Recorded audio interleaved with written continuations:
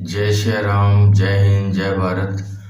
आज का हमारा टॉपिक है जीवन में प्रेम का महत्व। जीवन में प्रेम के बारे में कहीं भी नहीं पढ़ाया जाता, नहीं कहीं रिसर्च की जाती है, लेकिन लोग पूरे जीवन भर सच्चे और निस्वार्थ प्रेम की खोज करते रहते हैं, लेकिन ज़्यादातर लोगों को यह मिलता नहीं है, क्योंकि ज़्यादातर लोग प्रेम की परिभाषा ही नहीं पता है। आज हम इस प्रेम के बारे में चर्चा करेंगे। प्रेम नाम की भावना को समझ भी पाए या नहीं, इस पर भी चर्चा करेंगे। प्रेम निस्वार्थ रूप से संबंध अर्पित करने का नाम है, लेकिन सभी लोग प्रेम के जरिए अर्जित करना चाहते हैं। तो अर्पित करने का नाम प्रेम है, न कि अर्जित करने का नाम प्रेम। आज हमें प्रेम के सही अर्थ को समझना जरूरी है। प्रेम हमारे जीवन में शरीर, मन, मस्तिष्क के लिए कितना जरूरी है, इस बात पर अमेरिका के वैज्ञानिकों ने रिसर्च की है और एक स्टडी किया है, अध्ययन किया है, जिसके बारे में हम बात करेंगे। जितना हमारे शरीर के लिए भोजन, पानी, व्यायाम जरूरी है, उतना ही हमारे शरीर के लिए प्रेम जरूरी है। इसी तरह हमारे शरीर में प्रेम भी जरूरी है। केवल प्रेम मस्तिष्क के लिए नहीं, बल्कि शरीर के लिए भी जरूरी है। जो लोग अकेले रहते हैं वो कम जीवन जीते हैं उन लोगों के बजाय जो अपने फैमिली के साथ रहते हैं और जिनको प्रेम मिलता है, जिनके जीवन में भरपूर प्रेम होता है, वो लंबे समय तक जीते हैं, ज़्यादा समय तक जीते हैं। ये स्टडी में है। प्रेम हम अपने सच्चे दोस्त से भी कर सकते हैं, किसी खेल से भी कर सकते हैं, किसी शौक से भी कर सकते हैं, किसी खिलाड़ी से भी कर सकते हैं, किसी स्थान से भी कर सकते हैं, किसी वस्तु से भी कर सकते हैं।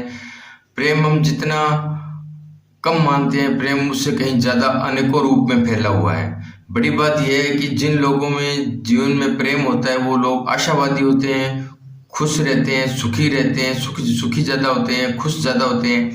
प्रेम एक प्रकार की दुआ है। जो लोग अकेले रहते हैं, समाज से अलग थलग रहते हैं, रहना पसंद करते हैं, तो उनका जीवन ज़्यादा लंबा नहीं चलता। यह इस स्टडी के मुताबिक ये सिद्ध हुआ है। यदि आपके जीवन में, हमारे जीवन में प्रेम नहीं है, तो हम अकेले रहते हैं, तो उस अकेलेपन से हमारा शरीर, मन, मस्तिष्क है, उसके ऊपर नेगेटिव फर्क पड़ता है। तो जो लोग अकेले रहते हैं और जिनके जीवन में भरपूर प्रेम नहीं है, तो समझ लो वो 15 सिगरेट पीने के बराबर उनको नुकसान हो रहा है। इस प्रकार से इंसान को मौत का खतरा भी 33% बढ़ जाता है, जिनके जीवन में प्रेम नहीं है और जो अकेले रहते हैं।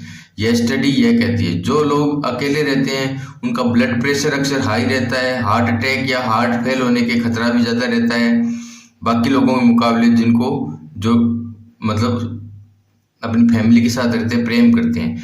और जो लोग अकेले रहते हैं उनमें डिप्रेशन ज़्यादा रहता है। इस वजह से तो प्रेम आपका अपने माता पिता से हो सकता है, दोस्तों से हो सकता है, बच्चों से हो सकता है, समाज के साथ आपका प्रेम हो सकता है। ये सभी के साथ प्रेम का जिम्मेवारी है, लेकिन ज़्यादातर लोग समझ नहीं पाते कि वो आखिर सच्चा प्रेम करते किससे हैं। उदाहरण के लिए किसी खिलाड़ी को खेलते हुए हम अपनों की बात अनसुनी कर देते हैं, तो हमारा वो उस खिलाड़ी के प्रति प्रेम है या उस खेल के प्रति प्रेम है। हमारे सामने खाना रखा है और हम टीवी पर किसी खिलाड़ी को देख रहे हैं, तो मैच देख रहे हैं, तो ये भी एक तरह का उस खेल या खिलाड़ी के प्रति प्रेम है। तो इस प्रकार से अगर हमको किताबें पढ़ना अच्छा लगता है तो ये भी हमारा प्रेम है। हमारा कोई शौक है तो वो भी हमारा उस शौक से प्रेम है। इस शौक के लिए दूसरी चीज़ों को ज़्यादा महत्व देते हैं, तो वो भी एक तरह का प्रेम है।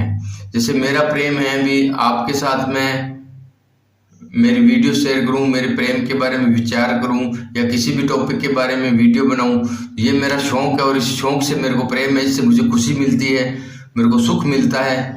उसी वजह से मैं आज आपके सामने एक प्रेम की रिसर्च लेके आया हूं जो अमेरिका के वैज्ञानिकों ने की है। तो इसी तरह मतलब आप प्रेम करते रहिए, प्रेम बांटते रहिए, और शौक को और दूसरी चीज़ों को ज़्यादा महत्व नहीं देते, तो वो अक्सर लोग क्या है कि आत्मसंतुष्टि नहीं मिलती। जिनको प्रेम मिलता है उनको आत्मसंतुष्टि मिलती है, खुशी मिलती है। हालांकि हम इस प्रेम को प्रेम मानते नहीं है, लेकिन ये स्टडी ये कहती है कि प्रेम का ये भावना हमको खुश व स्वस्थ रखती है। असल में प्रेमी और प्रेमिका का ही प्रेम नहीं होता है, हमारे माता पिता से भी प्रेम हो सकता है, दोस्तों से प्रेम हो सकता है, समाज से प्रेम हो सकता है, राष्ट्र के प्रति प्रेम हो सकता है, गुरु के प्रति प्रेम हो सकता है, किसी के प्रति में प्रेम हो सकता है। जैसे सुदामा और कृष्ण का प्रेम है वो मित्रता के प्रेम को दर्शाता है, श्रवण कुमार का प्रेम है माता पिता के प्रति प्रेम को दर्शाता है, कृष्ण के प्रति मीरा का जो प्रेम है वो भक्ति का प्रेम दर्शाता है, भगत सिंह जैसे शहीदों का प्रेम है देशभक्ति के लिए आहुति देने वाले वीरों में देशभक्ति का प्रेम दर्शाता है। तो सच यही है कि प्रेम एक संजीवनी बूटी की तरह है। पूरी दुनिया में जितनी भी फिल्में बनती है लगभग 90-95% फिल्में मतलब प्रेम पर ही बनती हैं। जब प्रेम भगवान से होता है तो यह भक्ति कहलाता है। बचपन में हमें खिलौनों से प्रेम था, कुछ समय निकलता गया, उसके बाद हमें दोस्त अच्छे लगने लगे, जैसे जैसे आगे बढ़े तो हमें हमारे काम से और अपने शौक से प्रेम हो गया, फिर कुछ और आगे गए तो हमें प्रकृति से और भगवान से प्रेम होने लगेगा। यानी जब हमारा थोड़ा सा हम 55-60 के पास आ जाएंगे, जब दादा दादी बन जाएंगे तो हमें प्रकृति और भगवान से प्रेम हो जाएगा। तो इसी प्रकार से प्रेम अलग अलग अवस्था में अलग अलग उम्र के साथ प्रेम होता है और शौक उम्र के साथ शौक जगते हैं।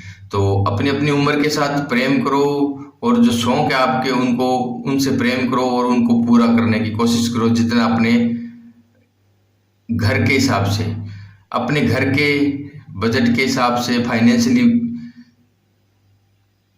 जो आपकी कंडीशन है उसके हिसाब से आप अपने शौक पूरा करो या प्रेम करो अपने से। वैसे प्रेम निस्वार्थ रूप से कुछ अर्पित करने का नाम है, न कि लोग आज प्रेम के जरिए कुछ अर्जित करना चाहते हैं। बस इतना ही है प्रेम की परिभाषा कि प्रेम अर्पित करने का है। प्रेम निस्वार्थ रूप से सब कुछ अर्पित करने का नाम है, न कि लोग प्रेम से अर्जित करना चाहते हैं। तो यदि आप किसी व्यक्ति के चारों तरफ नकारात्मकता बढ़ती है तो वह इंसान अपने प्रेम अपनाकर खुश और शक्तिशाली महसूस कर सकता है। अगर नकारात्मकता नेगेटिविटी ज्यादा है तो यह प्रेम आप किसी चीज से कर सकते हैं, किसी वस्तु से कर सकते हैं, कोई स्थान से कर सकते हैं, कोई शौक से कर सकते हैं, कोई विचार से हो सकता है, भगवान से हो सकता है, इंसान से हो सकता है। प्रेम किसी भी काम से हो सकता है, किसी चीज से हो सकता है। तो इसी तरह से मैं आज प्रेम की चर्चा यहीं समाप्त करता हूँ। जय श्री राम, सत श्री अकाल, जय हिंद, जय भारत।